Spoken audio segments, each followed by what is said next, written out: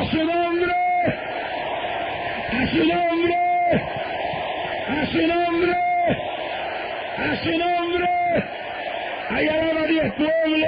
Tomamos dominio sobre toda potestad infernal esta noche. Tomamos dominio sobre toda enfermedad. Creemos tu palabra, tú estás vivo y te mueves entre este pueblo y a lo largo y lo ancho de esta cadena radial. Por eso a ti te damos gloria. ¡A su nombre! ¡A su nombre! Y así, puesto de pie, buscamos en las Sagradas Escrituras, en el Evangelio según San Mateo, capítulo 28 del Evangelio según San Mateo, verso 1 en adelante. Y pasado el día de reposo, al amanecer del primer día de la semana, vinieron María Magdalena y la otra María a ver el sepulcro. Y hubo un gran terremoto, porque un ángel del Señor descendiendo del cielo y llegando, removió la piedra y se sentó sobre de ella. Su aspecto era como un relámpago, su vestido blanco como la nieve, y de miedo de él los guardas temblaron y se quedaron como muertos. Mas el ángel respondiendo dijo a las mujeres: no temáis vosotras, porque yo sé que buscáis a Jesús, el que fue crucificado. No está aquí, pues ha resucitado. Venid y ved el lugar donde fue puesto el Señor. Pueden sentarse.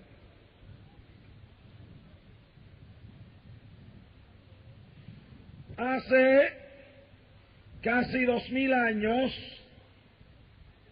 atrás, un día como hoy, unas mujeres salieron a ver la tumba donde Jesús había sido sepultado. Yo estuve hace unos meses en Israel y pude estar allí en esa misma tumba y en el jardín donde se apareció el ángel. El lugar es un lugar hermoso, bello y precioso, cerca del monte Calvario, en forma de una calavera, donde días antes había sido ejecutado vilmente y crucificado el Cristo de la gloria. Y esas mujeres salieron a esa tumba. Jesús había sido crucificado y José de Arimatea, un rico, le había facilitado su tumba. La tumba de entonces no era como las de ahora. Cuando yo estuve en Israel el año pasado en varias ocasiones, me di cuenta de algo, y es que la mayor parte de Israel es un terreno pedregoso, hay mucha piedra, es muy difícil cavar más de un pie de profundidad. Por lo tanto, la costumbre era buscar cuevas o hacer mausoleos sobre la tierra. Por el terreno tan pedregoso en Israel, se ven precisados a enterrar los muertos, especialmente en aquella ocasión, en mausoleos o en cuevas. Cuando yo estuve en Jerusalén, yo veía los mausoleos y las cuevas. Hay muchas cuevas donde están abandonadas, descuidadas, pero donde en un pasado enterraron los cadáveres de personas que murieron. Los ricos tenían pequeños terrenos con cuevas bien cuidadas, con unos nichos especialmente hechos, para acostar los cuerpos envueltos en sudarios de los que morían.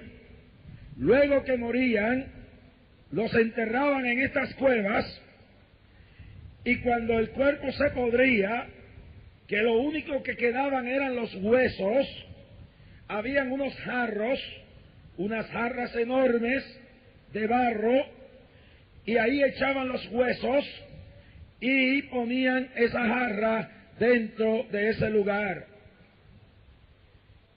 Y así era el lugar donde Jesús fue sepultado. Bajaron su cuerpo del madero. Las mujeres y los hombres de aquel entonces que servían al maestro habían quedado muy conmovidos. José de Arimatea, un rico, pidió su cuerpo. Lo envolvieron en unos paños, en unos sudarios, y lo llevaron hacia esa cueva muy cerca de donde fue crucificado. Hay gente que creen que era bien lejos, bastante cerca, y lo pusieron dentro de esa cueva. Muy temprano de mañana, las mujeres que la habían servido, como Marta, María, su madre, y también María Magdalena, de la cual había echado 7 demonios que la ataban y la esclavizaban, iban a preparar su cuerpo para preservarlo. Y con el dolor de haber perdido a alguien que amaban, salieron tempranito y se encaminaron hacia aquel lugar. Y la Biblia dice, y lo señala en la escritura que hemos leído esta noche, que María Magdalena y la otra María llegaron bien de temprano al lugar del sepulcro, a esa cueva.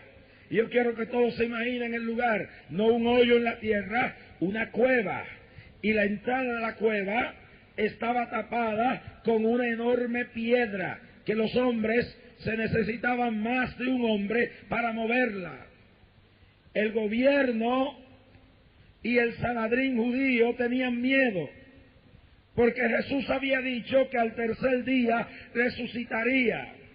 Y Herodes, temeroso de Jesús, a quien para burlarse le habían puesto un rótulo en la cabecera de la cruz, que este era el rey de los judíos, temeroso de algo que pudiera acontecer y de que los discípulos se fueran a robar su cuerpo para alegar que se había vuelto de los muertos, puso soldados, primero una piedra inmensa que un hombre ni dos podían mover, luego soldados, tropas del ejército, para cuidar del lugar, para no dejar a nadie entrar al sitio para remover la piedra.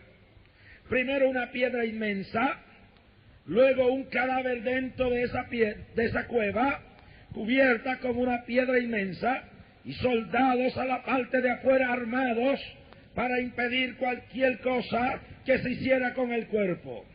Y las mujeres salieron hacia ese lugar. Pero antes de ellas llegar, un ángel había bajado del cielo, y ese ángel, envuelto en un resplandor de luz, removió la piedra. No lo hizo el hombre, no lo hizo la mano humana, no lo hicieron los apóstoles, lo hizo Dios a través de un ángel, y removió la piedra. Y desde el dentro del sepulcro, de esa cueva que yo estuve en este año dentro de ella, se sentía vivir uno la experiencia de aquel lugar, y allí se llenó de un resplandor sobrenatural de luz, y desde la cueva se fue saliendo de sus sudarios y desenvolviéndose la figura de Jesucristo. En cosa de instantes, cubierto de un manto blanco, salió el resucitado. Ya no estaba muerto. Cuando María y María Magdalena llegaron, la tumba estaba vacía. Jesús no estaba allí. Jesús había resucitado. Y el ángel le habló y le dijo: ¿por qué buscáis al que vive entre los muertos? Ya no está aquí. Jesús había cumplido lo que había prometido: voy a morir.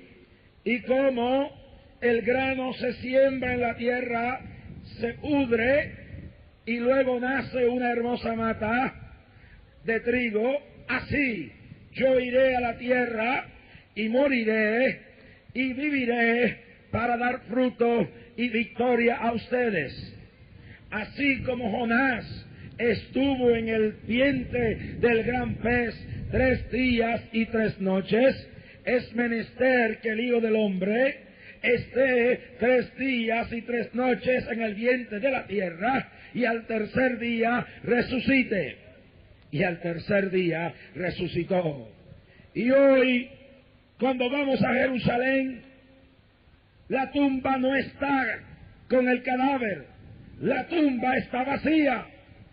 Allí no hay cuerpo, allí no hay momias, allí no hay un jarro con huesos. La tumba en el jardín del huerto, en el jardín, no está llena, está vacía. ¿Y qué significa esto? ¿Qué nos dice esta noche la tumba vacía de Jesucristo? ¿Qué nos dice esa resurrección? Yo quiero decirle que, en primer lugar, la tumba vacía, de acuerdo a la Biblia, nos señala que el cristianismo no está fundamentado en hombre alguno, en mortal alguno, en hombre imperfecto. La diferencia del cristianismo a las demás religiones del mundo es que nuestra fe está fundamentada en alguien que era más que un hombre, alguien que era más que un intelectual, alguien que era más que un científico, alguien que era más que un profeta, alguien que era más que un médico, alguien que era más que un curandero, alguien que era más que un líder religioso. Era el Hijo de Dios, el Hijo del Dios viviente, Dios visitándonos en carne y resucitado. Alabado sea Cristo. ¿Cuántos alaban su nombre? Cuando Jesús estaba en vida, llevó a los discípulos a las regiones de Cesarea de Filipos. Ahora, señalaba las otras noches que en Israel hay 2 ciudades llamadas Cesarea. Una llamada Cesarea del Mar, que queda frente al mar Mediterráneo, y frente al mar Mediterráneo se creó la ciudad de Cesarea del Mar por Herodes el Grande para entretener a los prefectos romanos que venían a gobernar a Israel. Herodes era un zorro, era un político astuto, y como todo político astuto, él tenía su gran negocio en Jerusalén, y el negocito de él era cobrar parte de los impuestos para él y todo lo que pudiera sacarle al pueblo para su gran imperio. Y los que no saben, Herodes el Grande construyó unos monumentos arquitectónicos como la ciudad de Masada en el desierto de Samaria, en el desierto de Judea, y en todos estos lugares hizo cosas tremendas: templos, construcciones, acueductos, hipódromos, circos como estos, para que se entretuviesen los prefectos como Poncio Pilato en el futuro. Y durante su reinado creó la ciudad de Cesarea de Filipos, una ciudad totalmente pagana para los romanos.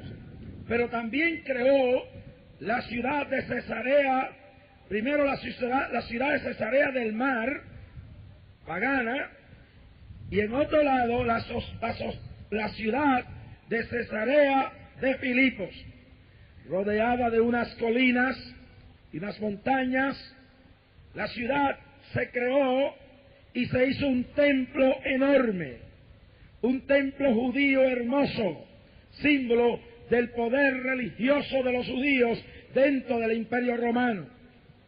Mientras en Cesarea del Mar estaba todo el paganismo, acá, para agradar a los judíos, Herodes construyó uno de los templos más hermosos.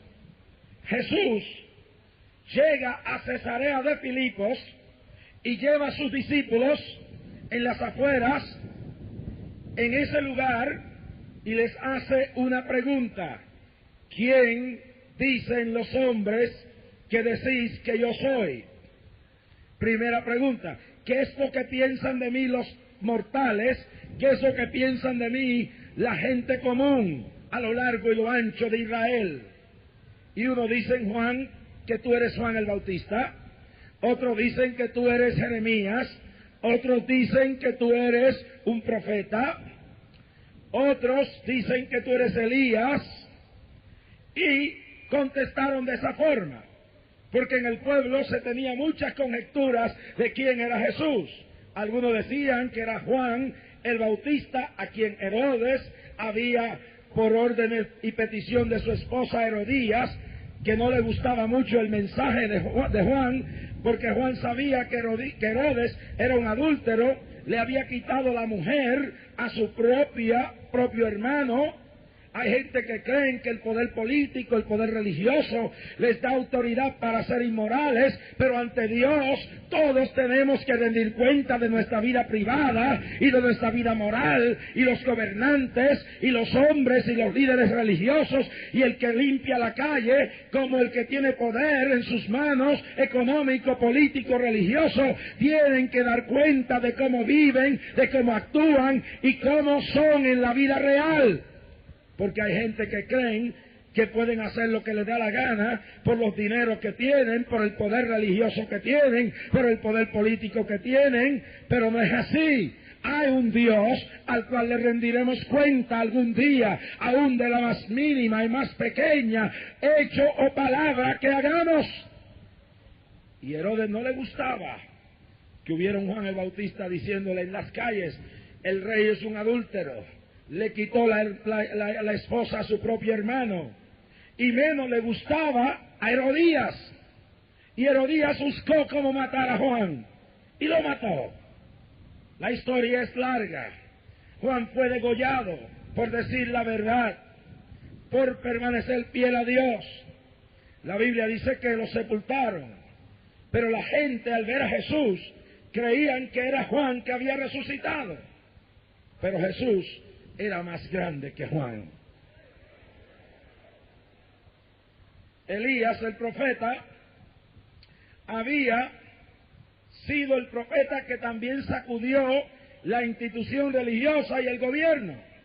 Acab y Jezabel, dos perversos que gobernaron a Israel, no le gustaba el mensaje de Elías. Y Jezabel buscaba cómo matar a Elías, pero nunca pudo. Y el profeta destruyó todo el paganismo de los cientos de profetas de Baal a las cuales se enfrentó en el Monte Carmelo. Cuando yo estuve sobre el Monte Carmelo y yo pude predicarle a una multitud allí en Israel y ver en mi mente lo que aconteció aquel día que Elías destruyó a los profetas de Baal, yo lloré. Y yo sentí la gloria de Dios, porque el poder de Dios es grande. Un solo hombre contra toda la institución de gobierno corrupta de Israel en Acab y Jezabel, y toda la institución religiosa no pudo con él, porque cuando estamos con Dios somos mayoría, aunque no tengamos el poder que tienen los demás. ¿Cuántos alaban la gloria de Jehová?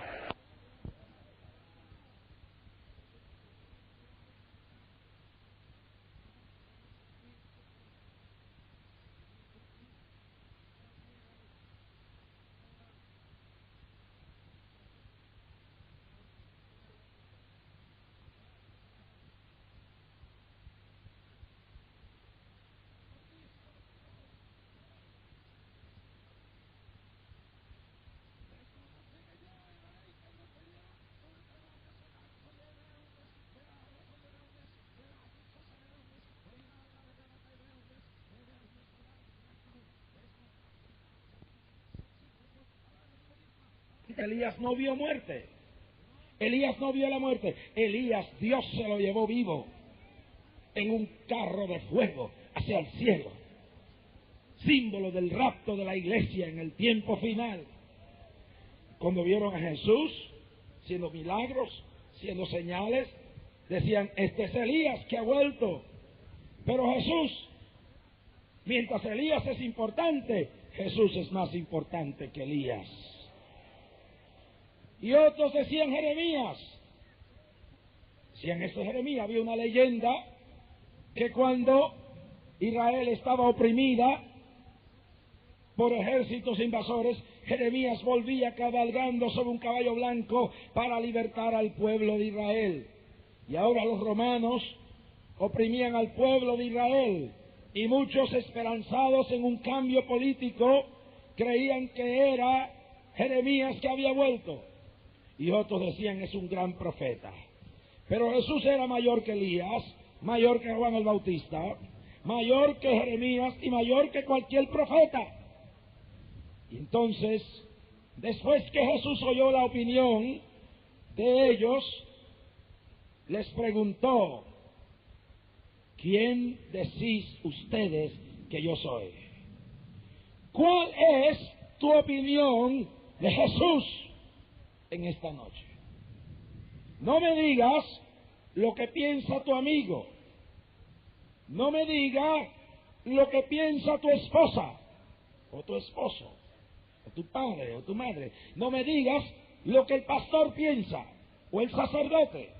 Quiero, en otras palabras, Jesús dice, saber cuál es la opinión de ustedes acerca de quién yo soy. Yo quiero que ustedes entiendan que Jesús llevó a esta gente allí, estos apóstoles y discípulos, porque la región de Cesarea de Filipos era el lugar no solo del templo moderno judío en todo su esplendor, sino que en el pasado allí había habido la construcción de un templo a Baal. Escuchen bien, allí habían adorado a Baal, allí habían adorado a Moloch, y allí los griegos decían que en los cerros cercanos se movían los dioses mitológicos. Y ante este panorama de religiones mitológicas, idólatras y ritualistas, judaísmo, griego, romano y paganos del pasado, Jesús les dice, quiero saber cuál es la opinión de ustedes de quién yo soy. Y hubo un momento de silencio, y de instante Pedro se levantó, iluminado por el Espíritu Santo, dijo, tú eres el Cristo, el Hijo del Dios viviente. Le quiso decir, tú no eres un hombre común, tú no eres un mortal común, tú eres Dios encarnado en hombre, tú te has descendido de tu trono y has venido a vivir y caminar entre nosotros, tú eres superior a todos nosotros. Y Jesús lo miró, y Jesús le dijo, y tú eres Pedro, y sobre esta roca, óyelo bien, edificaré mi iglesia. Pero de esto voy a hablar más adelante, porque voy a volver ahorita a este punto cuando Jesús le dice, tú eres Pedro, y sobre esta roca edificaré mi iglesia. Entonces, ¿qué es lo que significa todo esto? La tumba vacía de un Cristo resucitado y todo lo que hemos hablado significa que Jesús es Dios y es más que un hombre. Significa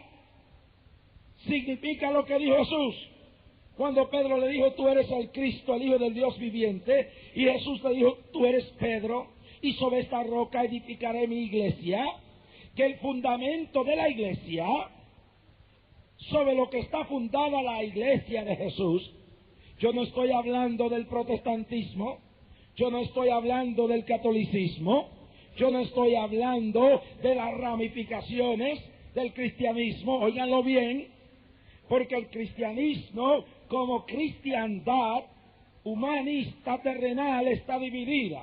Están los protestantes, están los católicos romanos, está la iglesia griega católica ortodoxa, está la iglesia católica armenia, está la iglesia católica rusa, está la iglesia de los que vinieron de Etiopía también, y está hasta una iglesia católica en Francia dividida de la iglesia de Roma. Hay división.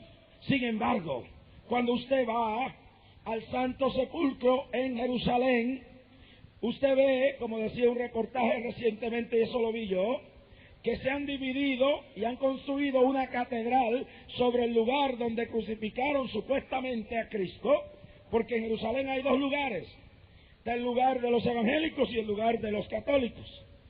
Y es lo único que hay diferencia, un jardín y una tumba y un cerro donde se cree que allí, dicen los evangélicos, crucificaron a Jesús, y todos los demás dicen, no fue aquí.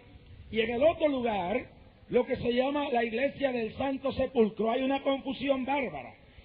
Un pedazo de la iglesia está controlada por los etíopes, un pedazo por los católicos romanos, otro pedazo por los griegos ortodoxos, otro pedazo por los rusos, otro pedazo por los católicos armenios. Y cuando usted entra allí encuentra una confusión bárbara, y hay unos andamios que tienen para restaurar la iglesia del Santo Sepulcro entre todas las religiones que hay allí, y no se han podido poner de acuerdo porque cada uno está peleando por un pedazo del Santo Sepulcro. Que se queden con todo. Yo quiero no el sepulcro, yo no quiero el monte donde crucificaron a Cristo ni el sepulcro, yo quiero al Cristo que resucitó, y ese lo tengo en mi vida. ¿Cuántos alaban la gloria de Jehová? Sí, es una pelea. En la entrada del Santo Sepulcro hay un montón de velas colgando, y cada vez que una religión mueve unas velas, casi se van a los puños allí. Pero yo descubrí algo, que ninguno es dueño del lugar. Los dueños son dos familias musulmanas que le alquilan todo eso a ellos ahí. Esos son los mejores que han salido con el negocio. Esos son los mejores que han salido con el negocio. Porque donde yo me meto, yo siempre investigo algo. Y eso fue una primicia que yo traje para la cadena de clamor en América. Cuando dije, no, si los dueños de esos son dos musulmanes, que no creen en ninguno de ellos, pero creen en los billetes que le sacan a todas las religiones que están metidas allá adentro. ¿Cuántos alaban la gloria de Jehová? Entonces, usted ve toda esa confusión, y esa confusión. Pero el asunto de esto es que la iglesia no está fundamentada en ningún hombre. No está fundamentada en ningún hombre. Jesús dijo, tú eres Pedro, y en el griego significa Petros. Tú eres una piedra pequeña. Mire bien, tú eres Petros, piedrecita pequeña. Más cuando Jesús emplea la palabra roca, significa una piedra grande. Y lo que le quiere decir, cuando Pedro, iluminado por el Espíritu Santo, dice, Jesús, tú eres el Hijo del Dios viviente, Jesús le dice, y tú no te lo has revelado ni carne ni sangre, mas mi Padre que está en el cielo, y tú te llamas Petros, una piedra pequeñita, y sobre una piedra grande, que es la revelación de que yo no soy cualquier hombre común, yo soy Dios, yo tengo autoridad en el cielo y en la tierra, sobre mi divinidad, sobre mi autoridad, sobre mi perfección, sobre mi santidad, yo edificaré la iglesia, mi iglesia, no la iglesia de los evangélicos, no la iglesia de los musulmanes, no la iglesia de los católicos, la iglesia de Jesucristo, edificada sobre él, la piedra inconmovible, la piedra que rechazaron los edificadores, porque a los suyos vino y los suyos no lo recibieron. Él es el fundamento.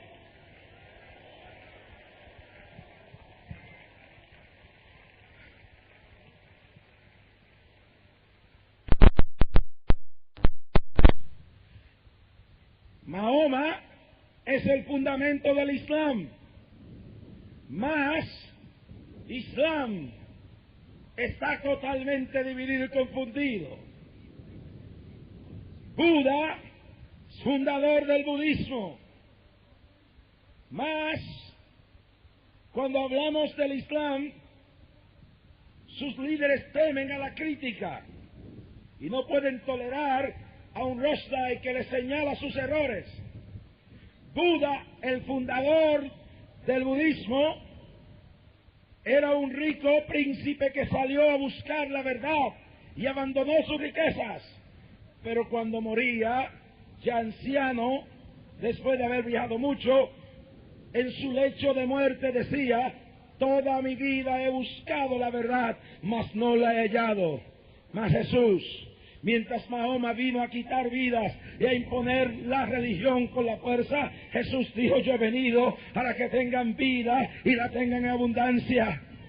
Cuando Buda dijo: he buscado la verdad toda mi vida y no la he hallado, Jesús no dijo eso. Jesús dijo: yo soy la verdad. Nadie viene al Padre sino por mí. Conoceréis la verdad y la verdad os hará libres.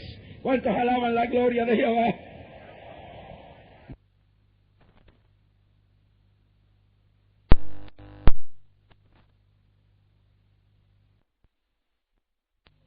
Hay que guardarlo del error, hay que protegerlo.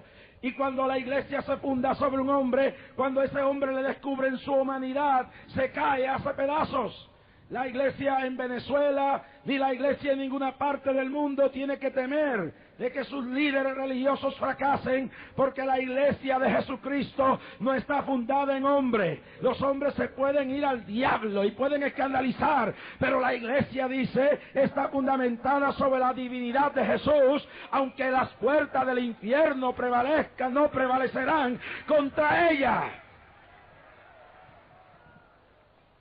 En este día no se deje la iglesia intimidar por los que le dicen: no prediquen porque han habido escándalos. ¿Qué me importa a mí si un Jimmy Swaggart hizo lo que hizo? O si en el Vaticano hay un arzobispo Marcinkus buscado por la justicia de Milán. Yo no estoy sirviendo ni a Jimmy Swaggart ni al Papa de Roma. Yo estoy sirviendo a Cristo, y Él es quien vive, y Él es quien me perdonó, y Él es quien me salvó.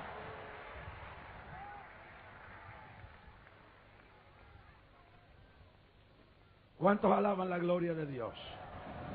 Sí, que nuestra fe no puede fallar, está fundada en Jesús. Él vive. La tumba vacía significa el fundamento de nuestra fe. Número 2, la tumba vacía significa esperanza. La tumba vacía significa esperanza para la humanidad, esperanza y victoria. Número 3.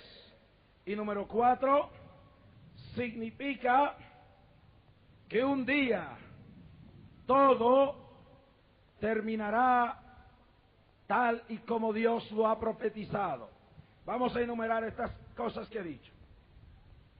Significa victoria sobre el temor. Pablo dice que si Cristo no resucitó, nuestra fe es vana. Pero por cuanto Jesús resucitó, los que creen en Cristo no tienen que temerle a la muerte. Cristo le quitó el aguijón a la muerte. El Cristo salir de la tumba significa que ni tú que me oyes por radio, ni tú que estás aquí, tenemos ni yo que tenerle miedo a la muerte. Quiere decir que si yo estoy en Cristo, Él dijo: yo soy la resurrección y la vida. El que en mí creyere, aunque muerto estuviere, vivirá. Yo creo firmemente que el día que yo muera, llegará un día que mi cuerpo se levantará de la tumba. Hace más de un año, mi abuela, que era la persona que más yo amaba, murió. Yo me sentí triste, pero me fui a Primera de Tesalonicenses, capítulo 4, versos 13 al 18, cuando Pablo le escribió a los tesalonicenses. Era la iglesia que primero existía, la iglesia primitiva, y en Tesalónica se empezaron a morir cristianos, y eran los primeros cristianos que experimentaban la muerte después de la resurrección de Cristo, y estaban tristes, y estaban confundidos. Y Pablo le escribe y le dice: queridos hermanos, no os entristezcáis como los otros que no tienen esperanza. Nosotros tenemos la esperanza. La esperanza, le dice Pablo, que los que así mueren en él, la muerte es como un sueño, y un día resucitarán los muertos en Cristo primero.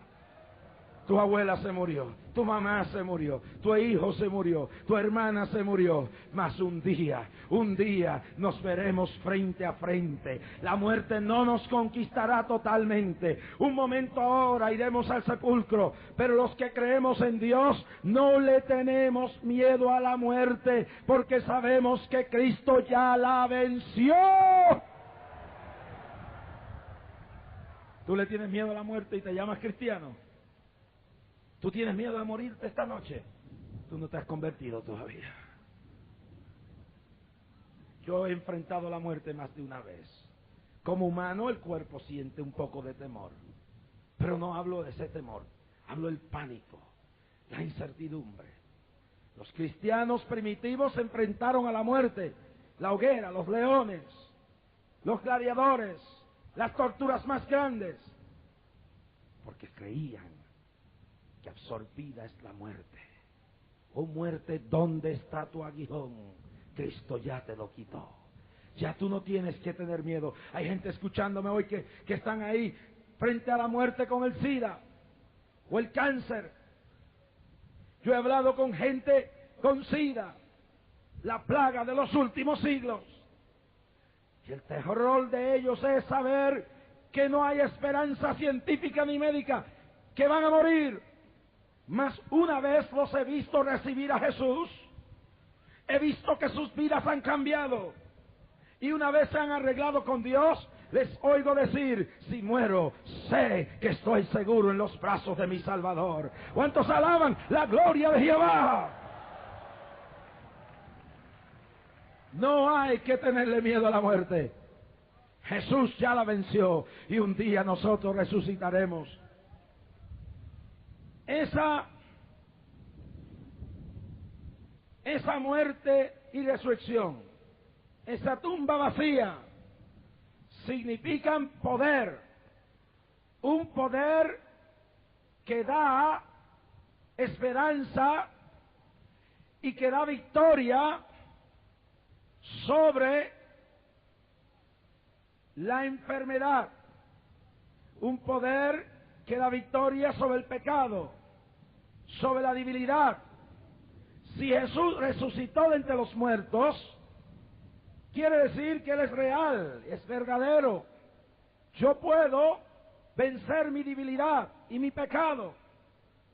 Por cuantos todos creyeron en Él, les plugó llamarles hijos de Dios.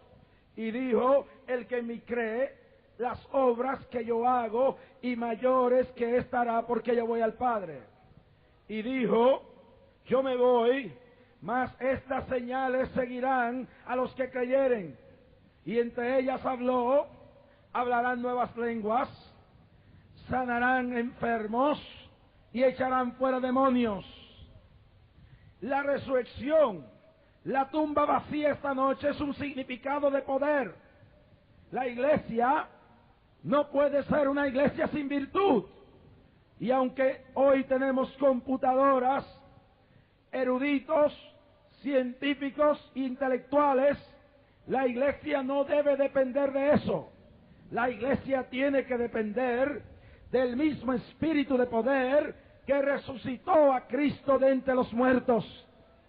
Y por eso es que en la verdadera iglesia Dios escoge lo vil, lo menospreciado de este tiempo, y coge a un drogadicto y lo pone a pastorear, lo cambia y llena la iglesia. Coge a un alcohólico y le quita el alcoholismo y lo hace un ciudadano ejemplar. Coge a una ramera y la justifica y la transforma. Coge a un guerrillero, le quita las armas violentas y le pone las armas del espíritu. Venezuela necesita hoy más que nunca el poder de la resurrección. La política ni la religión muerta, seca, esquelética y vacía han podido hacer nada. Lo único que puede cambiar el futuro de cualquier pueblo y especialmente esta nación es que el Espíritu que resucitó a Cristo de entre los muertos baje en un aviamiento espiritual, que entre a los barrios marginales, que entre a los círculos de poder, que entre a los lugares de mayoría económica, que entre a la religión muerta y vacía, que entre a las clases de todas las niveles sociales y haya una revolución espiritual donde el poder de Dios resucite el alma de un pueblo que se ha ido muriendo lentamente en el pecado, en la inmoralidad y en el materialismo. ¿Cuántos creen que eso es la real necesidad? Si lo creen, den un aplauso al Señor esta noche.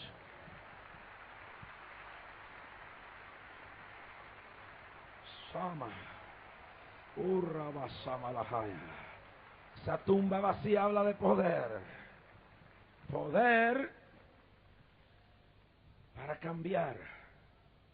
Cristo cambió su cuerpo de corrupción por uno incorruptible. Poder para sanar. Cuando los apóstoles salieron después de la resurrección, fueron llenos en el aposento alto, inclusive María, la Madre del Señor, del Espíritu Santo, fueron y revolcaron el mundo. Y dice que los enfermos eran sanados. Pedro y Juan, en el pórtico del templo, encontraron un paralítico y el paralítico andó. Enfermos esta noche aquí. Pablo dice que el mismo Espíritu que le dio vida a ese cuerpo está presto por la fe, si tú crees, a entrar en ese cuerpo muerto y darle vida a esos tendones muertos y desaparecer ese cáncer y levantar esa pierna y quitar ese tumor y darle muerte a ese cáncer y darle muerte a ese SIDA y desaparecer tu enfermedad. Pero tienes que creerlo. Ese poder está aquí esta noche, no ha cambiado. Jesús es el mismo ayer. Su poder se mueve, lo hemos visto aquí. Más de una persona paralítica, más de un herniado, más de un tumor, más de una persona atormentada ha sido liberada, porque el mismo Espíritu está aquí esta noche. No ha cambiado, se mueve a través de la radio, se mueve en los hospitales, se mueve en los hogares, se mueve en los carros, se mueve hasta en los aires, donde quiera me oyen esta noche. No ha cambiado, es el mismo ayer y hoy por los siglos. Estaba en la ciudad de Popayán, Colombia, muchos años atrás. Llevaron una niña sin pupilas. Habían 10,000 personas esa noche. La madre me dijo, ore por ella. Yo dije, ya lloré. Se fue con coraje porque no quise orar. Pero cuando iba fuera de la plataforma, se paró y empezó a llorar. Ya no de tristeza ni coraje, porque vio que lo blanco empezó a aparecer como la cabeza de un alfiler, la pupila empezó a crecer. Cuando corrió para atrás decía, hermano Jorge, mire, están apareciendo las pupilas, y levantamos la criatura en alto, y ahí estaba ella, con pupilas el bebé, porque este es el poder de la resurrección. En San Salvador, un doctor, médico ateo, marxista, renegaba de la religión y de la fe, y me escuchaba con toda su familia para burlarse por radio. Mas en un momento dado, yo dije, el Dios que yo sirvo, tiene poder creativo, y es capaz de hacer un milagro creativo, que es el milagro más difícil. Ustedes tienen muelas rotas, yo creo que Dios te puede poner plata o oro dentro de eso, de la nada. El hombre se burló, pero cuando empezó a mirar la boca de su hija, la hija decía, tengo algo, una niña de 5 años, raro en mi boca. Y el doctor marxista, leninista, ateo, empezó a mirar y vio que una muela de la niña empezó a rellenarse de plata. Miró la boca de su otra hija y la plata empezó a aparecer delante de sus ojos. miró la boca de su esposa y vio lo mismo. Y a los 5 minutos la vecina tocó a la puerta: doctor, doctor, estaba oyendo a ese hombre raro en la radio y él dijo que Dios hacía milagros creativos, y mire mi boca, y la plata resplandecía. El milagro creativo es para confundir la ciencia del hombre, que dice que hay límites para el Dios que hizo los cielos y la tierra. Un ciego me escuchaba esa misma noche, ciego por un ojo, y el otro de un balazo había perdido el ojo y estaba totalmente esto aquí cerrado. El ciego me escuchaba y el espíritu que levantó a Cristo de los muertos se movía, y al rato recibimos una llamada. El ciego gritaba y lloraba por teléfono: oigan, díganle a ese hombre que Dios me ha sanado. Yo era ciego y ahora veo, pero el milagro es más grande. Este ojo no tenía nada, había perdido todo, lo tenían cerrado, cosido, pero cuando ese hombre empezó a orar, de momento no solamente vi por mi ojo que podía ver, se abrió, se rompieron las suturas y salió un ojo totalmente nuevo. Es el espíritu de la resurrección, es el espíritu de la gloria de Jehová. Se mueve aquí en la plaza de Valencia y se mueve a través de toda esta cadena de radio esta noche, donde hay sufrimiento y donde hay dolor. Soma. Hace unos días estuve en Cleveland, Ohio. Cuando estuve, una joven con una mata de pelo que llegaba hasta abajo, con su esposito, vienen y me dicen: hermano Rasky, ¿usted se recuerda de nosotros? En una convención de las Asambleas de Dios en Mahanaim, Nueva York, fuimos donde usted para que orara ese Cristo por nosotros. Mire la foto mía. Sacó la mujer una foto, una mujer esquelética, calva, no tenía pelo. ¿Usted me ve? Dice: pero ¿esta es usted? Sí, esa era yo. La radioterapia, la quimioterapia me había hecho caer todo el pelo. Los médicos decían que aquel tumor que yo tenía, aquellos tumores cancerosos en mi pecho, me llevarían al sepulcro, que ya yo no tenía vida. Me habían hecho todo. Una mujer joven, atormentada del cáncer y sin pelo. Mire mi foto y míreme ahora. Y ese Cristo me sanó. Mire el pelo. El pelo llegaba hasta abajo, hasta acá abajo. Su esposito al lado de ella. Y dije: ¿qué pasó con el cáncer? El cáncer se murió. Porque cuando el espíritu que levantó a Cristo de los muertos te toca, se va el cáncer, se va la hernia, se va la úlcera, se va la parálisis. Si crees, si lo crees, porque para el que cree todo es posible. Levanta esa mano y alaba la gloria del Cristo resucitado. Me llama una mujer a la cadena del mediodía, llorando, y me dice: mi esposo tiene SIDA. Los dos éramos drogadictos y él se está muriendo de SIDA y yo también tengo SIDA. Y tengo un cuadro de hijos, no me quiero morir todavía para criar mis hijos. Yo le dije: mujer, tú estás en Cristo, no tienes que tenerle miedo a la muerte. No le pongas condiciones a Dios. Esta noche enfermo, dile: yo te voy a servir en la silla o fuera de la silla. Yo te voy a servir con cáncer o sin cáncer, con SIDA o sin SIDA, porque el alma no tiene nada que ver con el cuerpo. Digo: mujer, pero si tú crees, Dios te sana. Y oramos.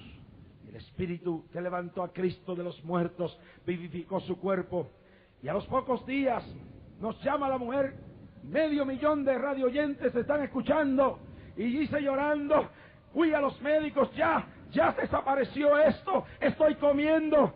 Y hace poco la mujer testificaba, 2 años después, 2 años cuando le daban 1 año de vida, diciendo: aquí estoy, porque el Cristo de la gloria me sanó. El espíritu que levantó a Cristo de los muertos, desaparece el cáncer y el SIDA.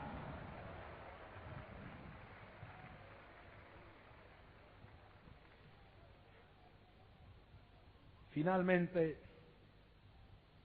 da victoria sobre la debilidad humana. Pablo, el apóstol, tenía un aguijón, algo que lo molestaba.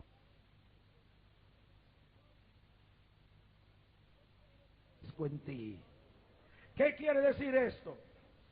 Y óigame los cristianos aquí y a través de la radio. Jamás ha habido ni habrá un tiempo más difícil en el cual nuestra fe se pondrá a prueba. Cristo describió este tiempo final como tan decisivo para la fe y lo llamó así. Dijo, hallará el Hijo del Hombre cuando vuelva en su gloria a la tierra fe.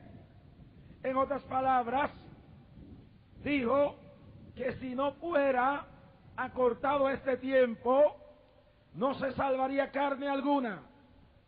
Pablo, por el Espíritu, sigue la secuencia en 1 de Timoteo, capítulo 3, verso 1, y dice que en los últimos días muchos apostatarán de la fe, escuchando doctrinas de demonios y espíritus engañadores. En 1 de Timoteo 4:1, Pablo describe este tiempo como un tiempo sumamente peligroso, donde aparecerán lobos rapaces, y Cristo llama a este tiempo el tiempo de la prueba de la fe. En la escuela, en la universidad, en la casa, frente al televisor, en la calle, nuestra fe va a ser puesta a prueba en los próximos años. Va a haber escasez, van a haber momentos de terror, van a haber momentos de persecución en muchas partes del mundo, van a haber calamidades, Jesús lo dijo, y de eso voy a hablar el último día en el mensaje profético del próximo domingo. Pero la iglesia que está fundamentada en Jesús y que tiene el espíritu de la resurrección, no le tiene que tener temor a la escasez, porque la Biblia dice, no he visto justo desamparado, ni que su simiente mendigue pan. El empresario que tiene su fe en Dios no le tiene que tener miedo al cataclismo económico, porque él tiene su fe no en la banca de Wall Street, él la tiene puesta en el que controla al mundo. ¿Cuántos alaban la gloria de Jehová? El que está aquí esta noche, que tiembla, y yo sé que en esta noche hay temor a lo largo y lo ancho del país, porque piensan que en los próximos días esto se va a revolcar. No tiene que tener miedo, porque aquí hay un pueblo que cree que el Espíritu Santo que resucitó a Cristo de entre los muertos, si le clamamos a Él, puede controlar el destino de un pueblo, desbaratar las obras del diablo y echar los demonios fuera. ¿Cuántos alaban la gloria de Jesús? Y ya hemos dicho que el problema del mundo y de Venezuela son los demonios. Los demonios tienen la gente saqueando, robando, matando, ultrajando, pero si hay un pueblo que cree que Jesús dijo, en mi nombre echarán fuera demonios, la cruz, la tumba vacía significa poder sobre el diablo, poder sobre los demonios. Y esta noche y los próximos días, estos millones que en Venezuela creen que Cristo no está muerto, que el mismo Espíritu que lo levantó de los muertos se puede mover en Venezuela para cambiar el destino de este país, vamos a dar la batalla con las manos en alto, las rodillas delante de Dios, y vamos a decirle a los diablitos, no pueden, porque Jesús está vivo y les dice ahora en su nombre, fuera, fuera, fuera. No hay que tener miedo, no hay que tener miedo, no hay que tener miedo. Nuestras manos van tomadas de la mano de Dios. Su Espíritu se mueve sobre todo Venezuela ahora. Su gloria se mueve en las calles. Su gloria se mueve en las montañas. Su gloria se mueve en los barrios. Su gloria se mueve en las chozas y las mansiones. Su gloria se mueve aquí esta noche. Yo lo creo. Su poder sobre el demonio lo hemos probado. Y aquí cientos han sido libertados. Yo lo creo. Yo lo creo y lo he visto. Finalmente, termino con esto. La tumba vacía significa que esta palabra se cumplirá no a mitad, sino completa. Si Cristo resucitó y Él dijo que volvería, Él volverá. Y viene pronto.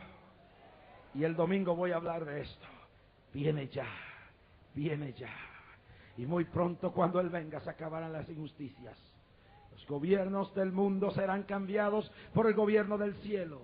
La corrupción terminará, el hambre y la injusticia. El dolor y todo llanto terminará, yo lo creo. Aguantémonos un poco más. Aguantémonos un poquito más. Él viene, póngase de pie. Así como salió de los muertos, Él viene. Él viene ya de camino. Él viene ya de camino. Él viene ya de camino a buscar su iglesia. Él viene ya de camino a buscar su rebaño. Él viene ya de camino. Él viene ya de camino. Él viene ya de camino. Ustedes lo creen esta noche. Aguante un poquito, aguante la lucha, soporte un poco más. Y si no se ha reconciliado, arréglese, porque el que resucitó de los muertos, cuando miro la tumba vacía, creo que Él viene. Y escuche esto, y con esto termino. En el mes de junio estuve en Jerusalén. Y me paré sobre el mismo monte donde Jesús se paró para ir hacia el cielo. Y en aquel mismo monte donde Jesús se paró para ir al cielo,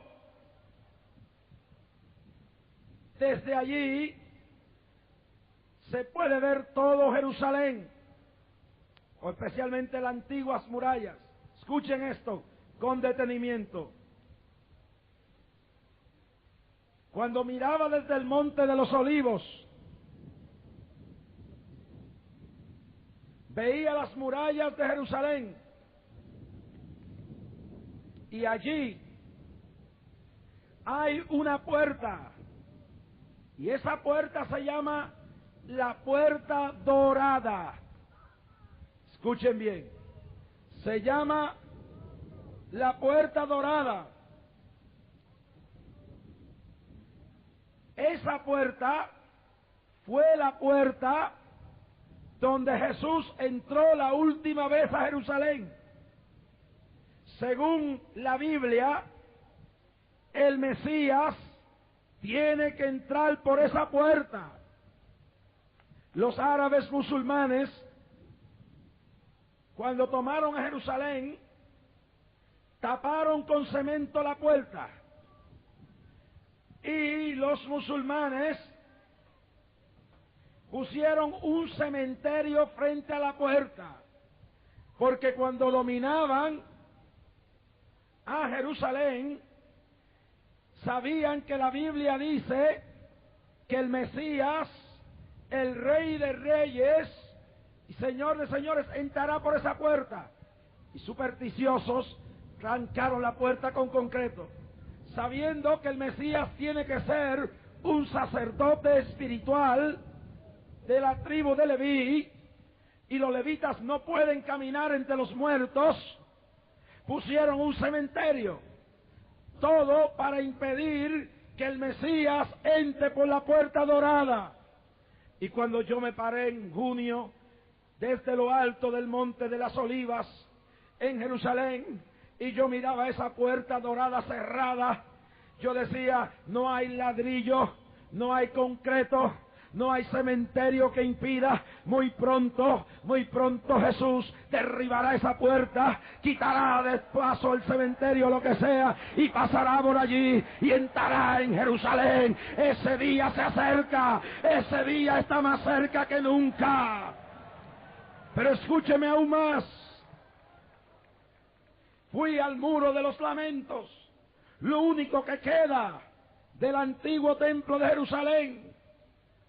Y ese día que estuve, lo puedo vivir en esta noche. No he tenido una experiencia tan conmovedora como aquella. Cientos y cientos de rabís, sus barbas largas, sus túnicas y sus gorros se movían.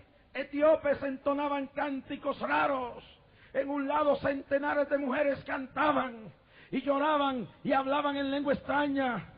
Me puse un gorro hebreo y me moví hacia los muros, y allí me puse frente a los muros y empecé a llorar, y el Espíritu Santo me hacía temblar. Los judíos me pasaban con pergaminos como en los tiempos antes. Los niños los presentaban en su adolescencia a su adultez, y allí miles de personas lloraban de todas partes del mundo. Y entonces yo le dije al guía: un día el templo musulmán, esa mezquita, desaparecerá. Y él dice: estamos orando para que se caiga, porque allí vamos a construir el templo donde entrará el Mesías, que estamos esperándolo.